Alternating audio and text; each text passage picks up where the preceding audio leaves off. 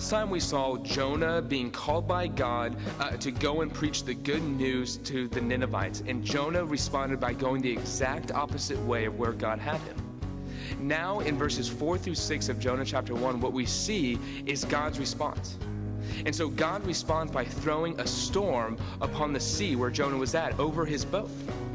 And now some people view this as God's anger, but what's interesting is that as you read the narrative unfold, what you see is this is God's mercy. You see, Jonah had gone off of the path of God, and God in his great mercy messed up his life so that Jonah would be back on the right path, the path of righteousness, the path of right standing in front of God. And so as you read this, ask yourself, where have you run away from God, and how is God calling you back to him? And as you read this as well, notice the fact that all these other men are calling out to their own saviors.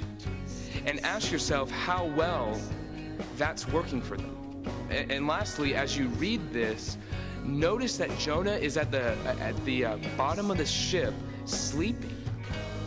Now, if you've read through the Gospels, you'll notice that this is very similar to a scene in which Jesus was at the bottom of a boat sleeping as well. Ask yourself then, how is Jonah different than Jesus in that they were both sleeping at the bottom of a boat?